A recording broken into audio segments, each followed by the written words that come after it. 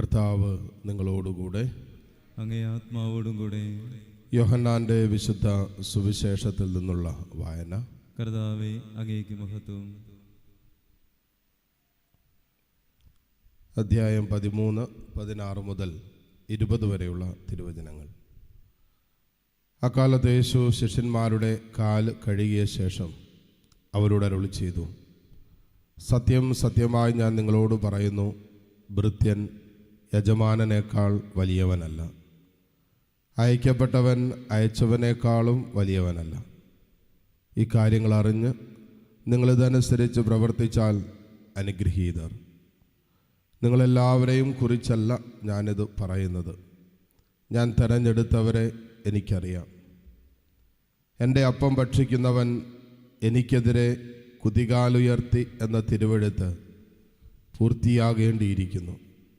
അത് സംഭവിക്കുമ്പോൾ ഞാൻ ആകുന്നു എന്ന് നിങ്ങൾ വിശ്വസിക്കേണ്ടതിനാണ് സംഭവിക്കുന്നതിന് മുമ്പ് തന്നെ ഞാൻ നിങ്ങളോട് പറയുന്നത്. സത്യം സത്യമായി ഞാൻ നിങ്ങളോട് പറയുന്നു, ഞാൻ അയക്കുന്നവനെ സ്വീകരിക്കുന്നവൻ എന്നെയാണ് സ്വീകരിക്കുന്നത്. എന്നെ സ്വീകരിക്കുന്നവൻ എന്നെ അയച്ചവനെ സ്വീകരിക്കുന്നു. കർത്താവിൻ്റെ സുവിശേഷം. ക്രിസ്തുവേ, അങ്ങേക്ക് സ്തുതി. മിശിഹായിൽ ഏറ്റവും സ്നേഹമുള്ളവരെ, നമ്മുടെ ആത്മീയ ജീവിതത്തിൻ്റെ വളർച്ച എന്ന് പറയുന്നത്, അല്ലെങ്കിൽ അളവുകോൽ എന്ന് പറയുന്നത്, എത്രമാത്രം ഈശോയുടെ സ്വഭാവത്തിൽ ആ സ്വഭാവത്തിലേക്ക് നമ്മൾ വളർന്നു എന്നുള്ളതാണ്. നമ്മൾ വർഷങ്ങൾ കഴിഞ്ഞ് നമ്മുടെ ആത്മീയ ജീവിതത്തെ പുനഃപരിശോധിക്കുമ്പോൾ ചിലപ്പോൾ 10 വർഷം മുമ്പുള്ള അതേ ആത്മീയ ജീവിതമായിരിക്കും ചിലപ്പോൾ നമ്മളിന്നും തുടരുന്നത്. അതിന് കാരണം ഈശോയുടെ സ്വഭാവത്തിലേക്ക് നമ്മൾ വളർന്നിട്ടില്ല. നമ്മുടെ സ്വഭാവത്തിൽ തന്നെ നമ്മൾ നിൽക്കുന്നത്. അല്പം പോലും മാറ്റം ഉണ്ടായിട്ടില്ല. പിടിവാശി മാറിയിട്ടില്ല, ദേഷ്യം മാറിയിട്ടില്ല, വെറുപ്പ് മാറിയിട്ടില്ല, അനുസരണക്കേട് മാറിയിട്ടില്ല, പാപത്തോടുള്ള നമ്മുടെ ചില സ്വാധീനങ്ങളും ബന്ധങ്ങളും ഇതൊന്നും ഉപേക്ഷിച്ചിട്ടില്ല. എന്ന് പറഞ്ഞാൽ നമ്മൾ 5ഉം 10ഉം വർഷങ്ങൾക്ക് മുമ്പുണ്ടായിരുന്ന നമ്മുടെ ആത്മീയ ജീവിതമായിരിക്കാം വർഷങ്ങൾക്കിപ്പുറവും നമ്മൾ തുടരുന്നത്. അതിന് കാരണം ഈശോയുടെ സ്വഭാവത്തിലേക്ക് നമ്മൾ വളരാനുള്ളൊരു പരിശ്രമം നടത്തിയിട്ടില്ല എന്നുള്ളത് കൊണ്ടാണ്, അല്ലെങ്കിൽ അതിനുള്ള ഒരു അധ്വാനം നമ്മുടെ ഭാഗത്തുണ്ടായിട്ടില്ല എന്നുള്ളതാണ്. ഇന്നത്തെ സുവിശേഷം നമ്മൾ കാണുകയാണ് ഒരു കഠിനമായ ദൈവിക സ്വഭാവം എന്ന് വേണമെങ്കിൽ പറയാം. മറ്റൊരു വാക്കിൽ നമ്മുടെ അനുദിന ജീവിതത്തിൽ പാലിക്കാൻ അല്പം ബുദ്ധിമുട്ടേറിയ കർത്താവിൻ്റെ കരുണയുടെ ഒരു ഭാവം ഇന്നത്തെ സുവിശേഷം നമ്മൾ കാണുകയാണ്. ഈശോ തൻ്റെ അപ്പസ്തലന്മാരുടെ കാൽപാദങ്ങൾ കഴുകി അതിനുശേഷം ഈശോ കൊടുക്കുന്ന പ്രഭാഷണമാണിത്. താൻ ഗുരുവും ദൈവമായിരുന്നിട്ടും താഴെ ഇറങ്ങിയിരുന്ന് അപ്പസ്തലന്മാരുടെ കാൽപാദങ്ങൾ കഴുകി. എന്നിട്ട് പറഞ്ഞു, ഒരിക്കലും ഒരു ഭൃത്യൻ ഗുരുവിനേക്കാൾ ശ്രേഷ്ഠനല്ല എന്നൊക്കെ പറഞ്ഞതിന് ശേഷം ഈശോ പറയുന്നൊരു കാര്യമുണ്ട്, എൻ്റെ കുതികാലുയർത്തി, എനിക്കെതിരെ കുതികാലുയർത്തിയവൻ എന്നോടൊപ്പം ഭക്ഷണത്തിനുണ്ട് എന്ന്. ഒരു വാക്യം പറഞ്ഞാൽ, തന്നെ യൂദാസ് ഒറ്റിക്കൊടുക്കും എന്നറിയാമായിരുന്നിട്ടും ഏതാനും നിമിഷങ്ങൾക്കുള്ളിലും മണിക്കൂറുകൾക്കുള്ളിലും ചുംബിച്ചുകൊണ്ട് എന്നെ വഞ്ചിക്കും എന്നറിയാമായിരുന്നിട്ടും ഈശോ തൻ്റെ സ്നേഹവലയത്തിൽ യൂദാസിനെ ചേർത്ത് നിർത്തി എന്നുള്ളതാണ്. ഇത് നമ്മുടെ അനുദിന ജീവിതത്തിൽ അല്പം ബുദ്ധിമുട്ടേറിയ വിഷയമാണ്. നമ്മളെ സ്നേഹിക്കുന്നവരെ സ്നേഹിക്കാൻ എളുപ്പമാണ്. ഒരു പരിധിവരെയൊക്കെ നമ്മളെക്കുറിച്ച് നല്ലത് പറയുന്നവരെ സ്നേഹവലയത്തിൽ നിലനിർത്താനൊക്കെ എളുപ്പമാണ്.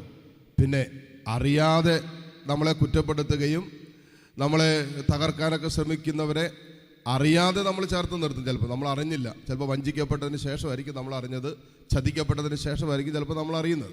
അറിഞ്ഞുകൊണ്ട് നമ്മളാരും ചേർത്ത് നിർത്തില്ല.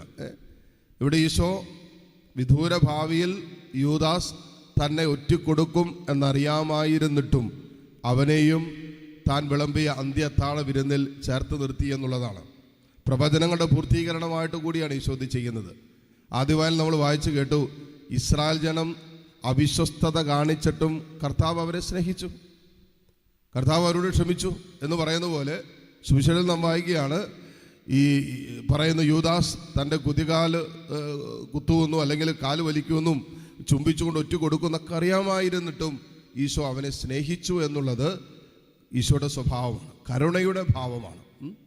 അപ്പം ഈ ഭാവത്തിലേക്ക് നമ്മൾ വളരുമ്പോൾ സ്വാഭാവികമായിട്ടും നമുക്ക് പെയിൻഫുൾ എക്സ്പീരിയൻസ് ആണ്.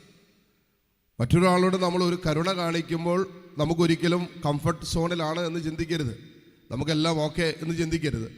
ഒരുവനോട് നമ്മൾ കരുണ കാണിക്കുമ്പോൾ ആ കരുണ കാണിക്കുന്നതിൻ്റെതായ ഒരു പെയിൻ, ഒരു വേദന നമ്മൾ കടന്നു പോകുന്നുണ്ട്. കാൽവരിയിൽ ഈശോ നമ്മളോട് കാണിച്ചത് പിതാവായ ദൈവത്തിൻ്റെ സ്നേഹവും കരുണയാണ്. പിതാവിൻ്റെ കരുണ തന്നെയാണ് പുത്രനായ ഈശോ.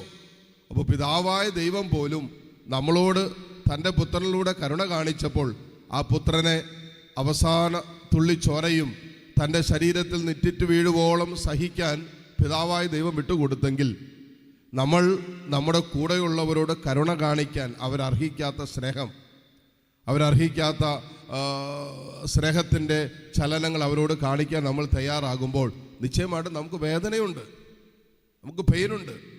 ആ വേദന നമ്മൾ ബോധപൂർവ്വം എടുക്കുന്നതാണ്. അങ്ങനെ എടുക്കുമ്പോൾ നമ്മൾ ക്രിസ്തുവിൻ്റെ സ്വഭാവത്തിലേക്ക് വളരുകയാണ്. ഈശോ ബോധപൂർവമാണ് സഹിച്ചത്, നമ്മുടെ പാപങ്ങളെ പ്രതി ആരും അടിച്ചേൽപ്പിച്ചതല്ല. ഈശോ പറഞ്ഞു, ഇതാരും എൻ്റെ മേൽ ഏൽപ്പിച്ചതല്ല, ഞാൻ സ്വയമേവ എടുക്കുന്നതാണ് എന്ന് ഈശോ പറഞ്ഞു. അപ്പോൾ അങ്ങനെ ബോധപൂർവം നമ്മൾ എടുക്കുന്ന ചില ജീവിതത്തിൻ്റെ കരുണാസ്പർശനമായ സഹനങ്ങൾക്ക് രക്ഷാകര മൂല്യമുണ്ട്. ആരിലൂടെ ആ സഹനം വരുന്നുവോ അവരുടെയും നമ്മുടെയും രക്ഷയ്ക്ക് അച്ചാരമായിട്ട് ഈ കരുണയോടെ നമ്മൾ എടുക്കുന്ന സഹനങ്ങൾക്ക് അർത്ഥവും വ്യാപ്തിയുണ്ട്.